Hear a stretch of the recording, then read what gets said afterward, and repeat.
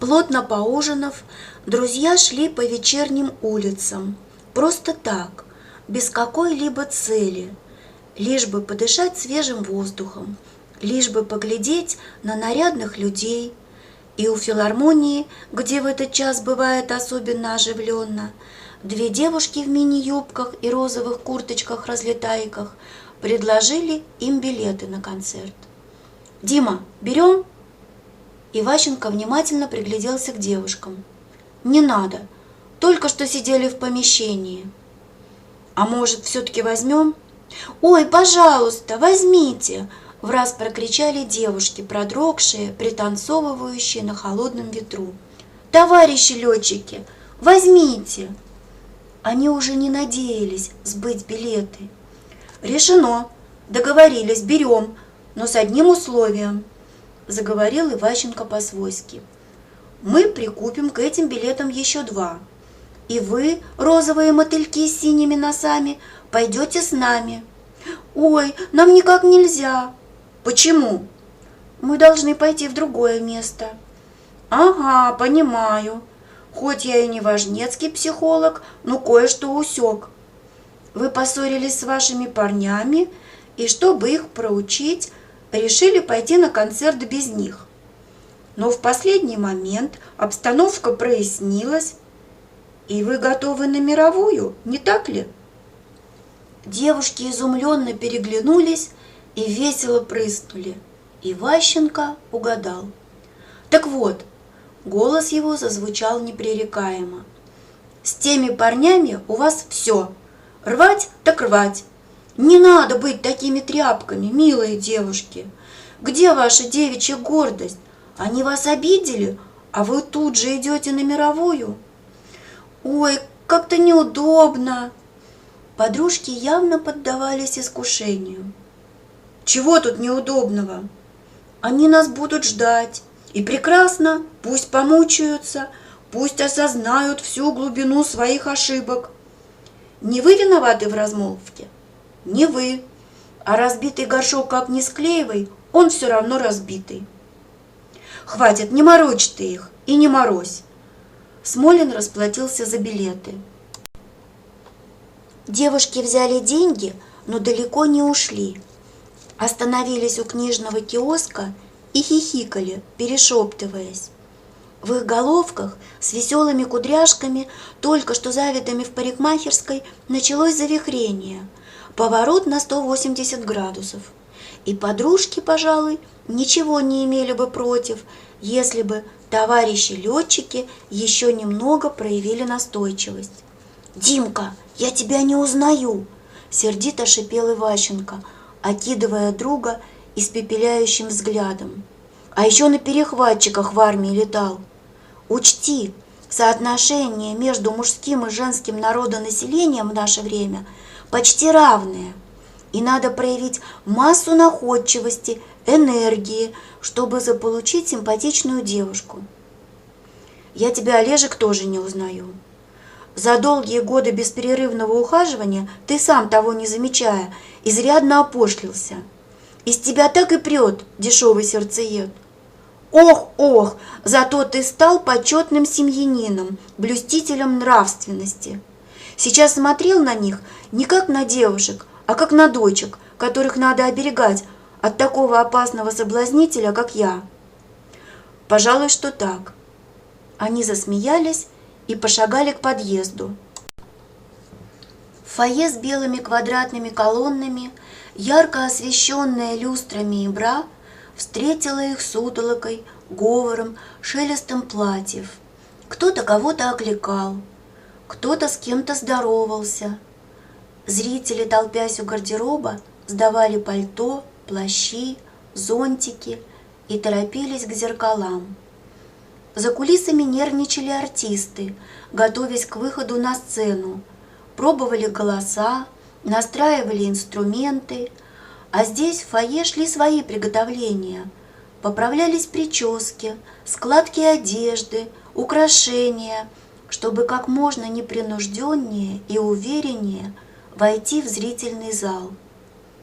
Девушка с рыжими, высоко взбитыми волосами, в брючной трикотажной паре блестками, плотно облегающей ее крупные формы, отойдя от зеркала, на момент задержала на Смолине заинтересованный взгляд.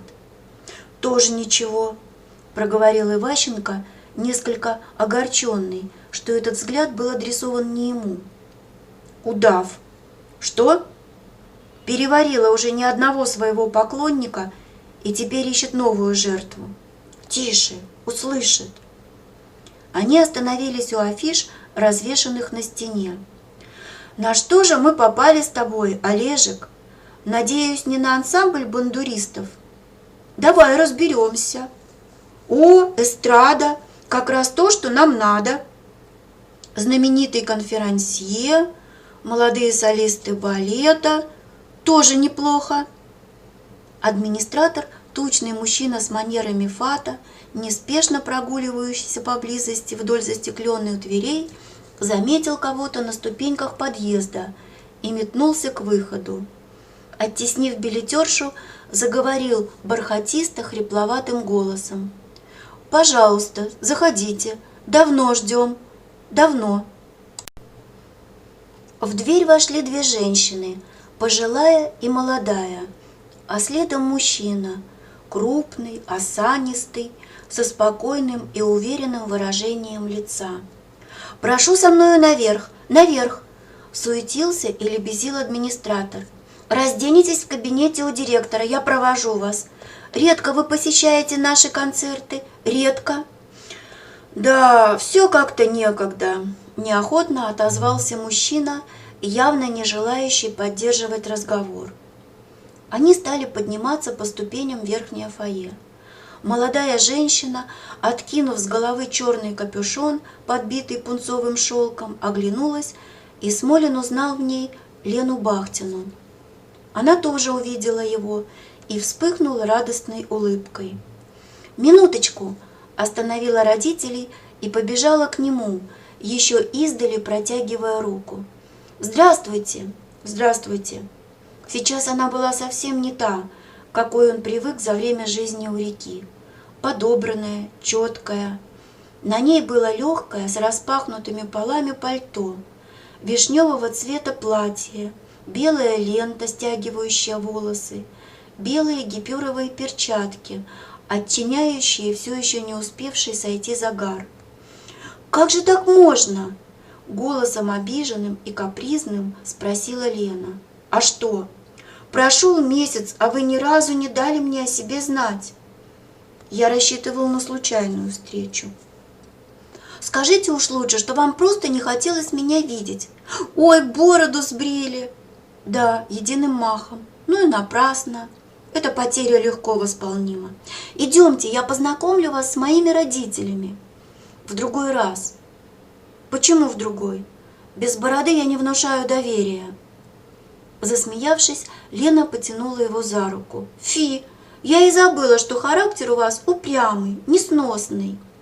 «Леночка, скоро начало, был третий звонок», — позвала ее мать.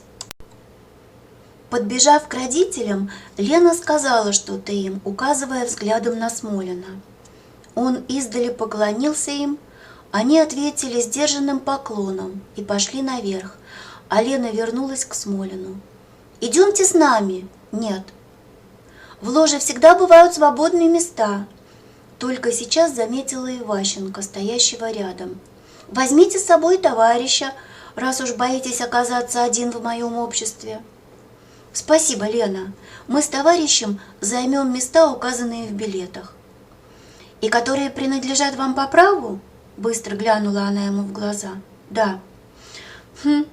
«Тогда разыщите меня в антракте. Только обязательно, обязательно. Мне так много нужно вам сказать. Очень важное». И она побежала вслед за родителями.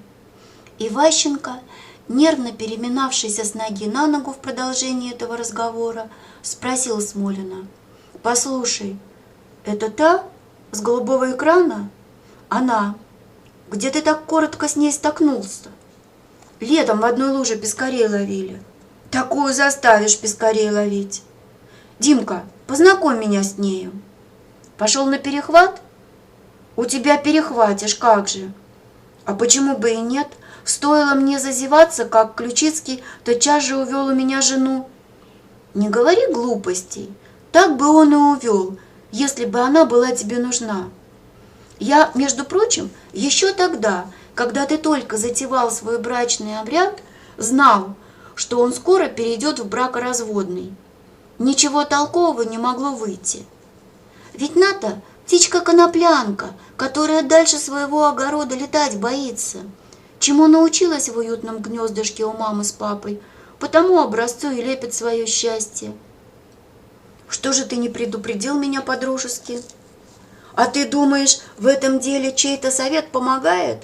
Ни дружеский, ни родительский. Любовь – это стремительная атака, когда летишь и ничего не видишь, кроме намеченной цели.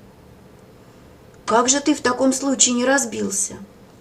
Дима, грустно в этом признаться, но я почему-то постоянно выхожу на ложную цель, чему я только что был свидетелем. Не выдержав, расхохотался Смолин. Где?